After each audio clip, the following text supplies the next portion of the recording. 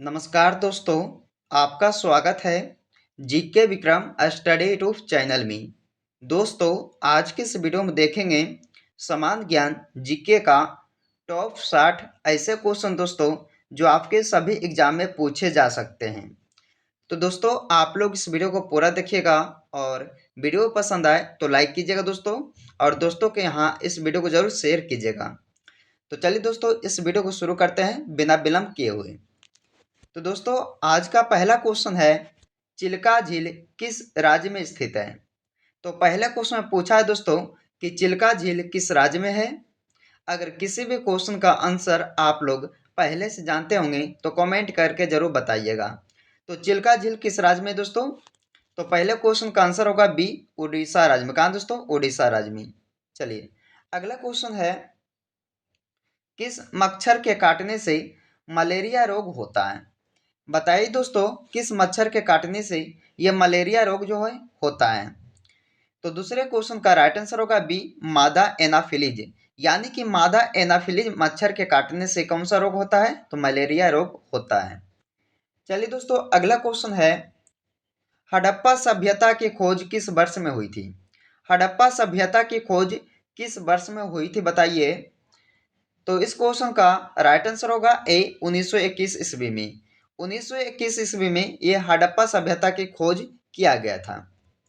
चलिए, अगला क्वेश्चन है, सिंधु घाटी सभ्यता का प्रमुख बंदरगाह कहाँ पर था। तो सिंधु घाटी सभ्यता का प्रमुख बंदरगाह कहाँ पर था दोस्तों? तो ये था लोथल में। यानी कि इस क्वेश्चन का राइट आंसर बी हो जाएगा। अगला क्वेश्चन है, निम्नलिखित में से हड़प्पा सभ्यता की खोज किसने की थी। तो हड़प्पा सभ्यता की खोज किसने की है? तो दयाराम साहनी के द्वारा किया गया है दोस्तों हड़प्पा सभ्यता की खोज। यानी कि इस क्वेश्चन का डी राइट आंसर होगा 5 नंबर क्वेश्चन का। चलिए, अगला क्वेश्चन आता है कि भारत में खोजा गया सबसे पहले पुराना शहर कौन सा है।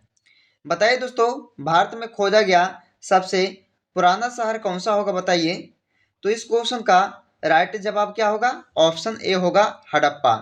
हड़प्पा शहर दोस्तों ये सबसे पहले पुराना शहर को खोजा गया था भारत में। चलिए, अगला क्वेश्चन है, ऋग वैदिक आर्यों का मुख्य व्यवसाय क्या था। ऋग वैदिक आर्यों का मुख्य व्यवसाय क्या था? तो दोस्तों, इस क्वेश्चन का राइट आंसर होगा सी, पशुपालन। चलिए, अगला क्वेश्चन है, मौर्य वंश के संस्थापक कौन थे। मौर्य वंश के संस्थापक कौन थे? तो दोस्तों, चंद्रगुप्त मौर्य। यानी कि इस क्वेश्चन का बी राइट आंसर हो जाएगा। अगला क्वेश्चन है, बुद्ध को ज्ञान की प्राप्ति कहाँ हुई थी। तो बुद्ध जी को ज्ञान की प्राप्ति कहाँ पर हुई थी दोस्तों? तो आंसर होगा बोध गया। यानी कि दोस्तों डी इसका राइट आंसर होगा, याद रखिएगा। अगला क्वेश्चन है, हाइडे स्पीच का युद्ध किसके मध्य में हुआ था। तो किसके किसके मध्य हुआ था यह हाइडे स्पीच का युद्ध दोस्तों? तो सिकंदर और पोरस के बीच में हुआ था। यानी कि डी इसका राइट आंसर होगा, 10 नंबर क्वेश्चन का सही जवाब। चलिए, अगला क्वेश्चन है, अशोक ने किस शहर की स्थापना की थी। अशोक ने किस शहर की स्थापना की थी? तो दोस्तों, अशोक ने किया था श्रीनगर की स्थापना। यानी कि इस क्वेश्चन का राइट आंसर ए होगा, श्रीनगर स्थापना किए थे किसने दोस्तों? अशोक ने। चलिए, अगला क्वेश्चन है, किस आक्रमण के बाद अशोक ने बौद्ध धर्म अपनाया। तो किस आक्रमण के बाद अशोक ने बौद्ध धर्म को अपनाया था दोस्तों? तो यह कलिंग युद्ध के बाद, यानी कि कलिंग आक्रमण के बाद अशोक ने अपने बौद्ध धर्म को अपनाया था। अगला क्वेश्चन है, शुंग वंश के संस्थापक कौन है। शुंग वंश के संस्थापक कौन है? तो इस क्वेश्चन का आंसर होगा पुष्यमित्र शुंग। क्या दोस्तों? पुष्यमित्र शुंग जो शुंग वंश के संस्थापक कहलाते हैं। अगला क्वेश्चन है, दोस्तों जितने भी क्वेश्चन इस वीडियो में देखिएगा ये सारे क्वेश्चन जो है आपके एग्जाम्स के लेवल की है, तो आप लोग इस वीडियो को पूरा जरूर देखिएगा। चलिए, 14 नंबर क्वेश्चन है कि सातवाहन वंश के संस्थापक कौन थे। सातवाहन वंश के संस्थापक कौन थे? सिमुक। यानी कि इस क्वेश्चन का राइट आंसर बी हो जाएगा। अगला क्वेश्चन है, कनिष्क के दरबार में चरक क्या थे। कनिष्क के दरबार में चरक क्या कहलाते थे? तो वैध, यानी कि इस क्वेश्चन का सी राइट आंसर होगा दोस्तों। ये वैध थे चरक के, ये कनिष्क के दरबार में चरक जो थे वैध थे। अगला क्वेश्चन है, बुद्ध चरित्र किसकी रचना है? बताइए दोस्तों, बुद्ध चरित्र किसकी रचना है? तो अश्व घोष का, यानी कि 16 नंबर क्वेश्चन का राइट आंसर क्या होगा? डी होगा, अश्व घोष, जो कि बुद्ध चरित्र के रचना है। अगला क्वेश्चन है दोस्तों कि भारत का आइंस्टीन किसे कहा जाता है? भारत का आइंस्टीन किसे कहा जाता है? नागार्जुन को, यानी कि इस क्वेश्चन का बी राइट आंसर होगा, नागार्जुन को भारत का आइंस्टीन कहा जाता है। चलिए अगला क्वेश्चन है कि निम्नलिखित में से गुप्त वंश के संस्थापक कौन है? तो इनमें से आप लोग बता दीजिए दोस्तों कि गुप्त वंश के संस्थापक कौन कहलाएंगे? तो श्री गुप्त, यानी कि इस क्वेश्चन का ए राइट आंसर होगा 18 नंबर क्वेश्चन का। अगला क्वेश्चन है कि आगरा नगर की स्थापना किस शासक ने की थी? मोस्ट इंपोर्टेंट क्वेश्चन है, बहुत बार एग्जाम में पूछा जाता है दोस्तों, तो बार बार इस क्वेश्चन को जो है रिपीट किया जाता है। तो आगरा नगर की स्थापना किस शासक ने की थी? तो सिकंदर लोदी के द्वारा आगरा नगर की स्थापना किया गया था। चलिए दोस्तों, इसका आंसर राइट आंसर सी हो जाएगा। अगला क्वेश्चन है, गुप्त वंश का वास्तविक संस्थापक कौन था? तो गुप्त वंश का वास्तविक संस्थापक कौन था? श्री गुप्त, यानी कि इस क्वेश्चन का दोस्तों ऑप्शन बी होगा सही। अगला क्वेश्चन है, सर्वाधिक अम्लीय वर्षा किस देश में होती है? सर्वाधिक अम्लीय वर्षा किस देश में होती है दोस्तों? तो नॉर्वे देश में होता है ये अम्लीय वर्षा, यानी कि 21 नंबर का राइट आंसर क्या होगा? ऑप्शन सी वाला होगा, नॉर्वे देश से। चलिए अगला क्वेश्चन है, अमीर खुसरो किसके प्रसिद्ध दरबारी कवि थे? तो अमीर खुसरो जी किसके प्रसिद्ध दरबारी कवि थे? तो अलाउद्दीन खिलजी का, यानी कि इस क्वेश्चन का बी राइट आंसर हो जाएगा। अगला क्वेश्चन है, लूनी नदी पर स्थित जवाई बांध किस राज्य में है? लूनी नदी पर स्थित जवाई बांध किस राज्य में है दोस्तों? तो यह होगा, लूनी नदी पर स्थित जवाई बांध जो है राजस्थान राज्य में हो जाएगा। किस राज्य में? राजस्थान राज्य में। इस क्वेश्चन का सी राइट आंसर हो जाएगा। अगला क्वेश्चन है, करगम किस प्रदेश का लोक नृत्य है? यानी दोस्तों आप लोग कह सकते हैं कि करगम जो है किस राज्य का लोक नृत्य है? तो वो होगा तमिलनाडु राज्य का, यानी कि इस क्वेश्चन का बी राइट आंसर हो जाएगा। चलिए दोस्तों, जितने भी लोग इस वीडियो को देख रहे हैं और अभी तक इस वीडियो को लाइक नहीं किया आप सब, तो लाइक कीजिएगा दोस्तों सभी लोग, और चैनल को जरूर सब्सक्राइब कीजिएगा। चलिए 25 नंबर क्वेश्चन है कि भारतीय जागृति का जनक किसे कहा जाता है? मोस्ट इंपोर्टेंट क्वेश्चन ये भी आपके लिए है कि भारतीय जागृति का जनक किसे कहा जाता है? राजा राम मोहन राय को, यानी कि इस क्वेश्चन का सी राइट आंसर हो जाएगा। अगला क्वेश्चन है दोस्तों कि जम्मू कश्मीर में उरी बांध किस नदी पर स्थित है? यानी दोस्तों उरी बांध जो है कहाँ है दोस्तों? जम्मू कश्मीर में है, लेकिन किस नदी पर है? यह पूछा है कि किस नदी पर स्थित है उरी बांध, तो यह होगा झेलम नदी पर, यानी कि इस क्वेश्चन का राइट आंसर सी ऑप्शन हो जाएगा। अगला क्वेश्चन है, सुंदरवन राष्ट्रीय उद्यान किस राज्य में स्थित है? सुंदरवन राष्ट्रीय उद्यान किस राज्य में है? तो दोस्तों ये होगा पश्चिम बंगाल राज्य में, यानी कि इस क्वेश्चन का सी राइट आंसर होगा, पश्चिम बंगाल राज्य में कौन सा उद्यान जो है स्थित है दोस्तों? तो राष्ट्रीय उद्यान सुंदरवन राष्ट्रीय उद्यान। चलिए अगला क्वेश्चन है, खींचने योग सबसे तन्य धातु कौन सी है? तो खींचने योग सबसे तन्य धातु सोना कहलाएगा, यानी कि इस क्वेश्चन का डी राइट आंसर होगा दोस्तों 28 नंबर क्वेश्चन का। चलिए अगला क्वेश्चन है, सबसे भारी ग्रह कौन सा है? पूछा गया आपसे कि सबसे भारी ग्रह कौन सा होगा? तो बृहस्पति ग्रह, बृहस्पति ग्रह को दोस्तों हम लोग कह सकते हैं भारी ग्रह। चलिए अगला क्वेश्चन आता है कि दिल्ली के लाल किला का निर्माण किसने किया था? तो दिल्ली के लाल किला का निर्माण किसने किया था दोस्तों? तो शाहजहां ने करवाए थे। किसने किया था? शाहजहां ने किए थे दिल्ली के लाल किले का निर्माण। चलिए इस क्वेश्चन का राइट आंसर क्या होगा? ऑप्शन बी हो जाएगा। अगला क्वेश्चन है, गोबर गैस के मुख्य घटक क्या है? गोबर गैस के मुख्य घटक क्या है दोस्तों? मीथेन। गोबर गैस के मुख्य घटक कहलाएगा मीथेन, यानी कि इस क्वेश्चन का बी राइट आंसर हो जाएगा। चलिए अगर किसी भी क्वेश्चन का आंसर आप लोग पहले से जानते होंगे दोस्तों, तो नीचे कमेंट करके जरूर आप सब बताइएगा आंसर। चलिए अगला क्वेश्चन है, देवी अहिल्याबाई होलकर हवाई अड्डा कहाँ पर स्थित है? तो देवी अहिल्याबाई होलकर हवाई अड्डा है दोस्तों कहाँ पे? तो बताइए इंदौर में। यानी कि इस क्वेश्चन का सी राइट आंसर हो जाएगा। अगला क्वेश्चन है राफेल नडाल का संबंध किस देश से है? राफेल नडाल का संबंध दोस्तों ये स्पेन देश से। इंपॉर्टेंट क्वेश्चन ये भी दोस्तों आपके लिए है, याद रखिएगा कि राफेल नडाल का संबंध जो है यह स्पेन देश से है। अगला क्वेश्चन है विनय पिटक का संबंध किस धर्म से है? विनय पिटक का संबंध किस धर्म से है दोस्तों? तो सारे क्वेश्चन जो है काफी इंपॉर्टेंट है, तो आप लोग इस वीडियो को पूरा जरूर देखिएगा। तो विनय पिटक का जो संबंध है वो है दोस्तों बौद्ध धर्म से। किस धर्म से? तो बौद्ध धर्म से। यानी कि इस क्वेश्चन का डी राइट आंसर हो जाएगा। अगला क्वेश्चन है राष्ट्रीय ध्वज में कितने तिलियां होती है? दोस्तों राष्ट्रीय ध्वज में कितनी तिलियां होती है? तो 24 तिलियां होती है, याद रखिएगा। ऑप्शन इसका सी राइट आंसर हो जाएगा। अगला क्वेश्चन है सुल्तानपुर अभ्यारण्य कहाँ पर स्थित है?